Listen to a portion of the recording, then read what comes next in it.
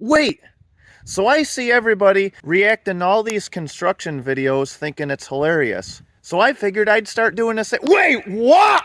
I have a feeling that this operator knows exactly what he's not doing.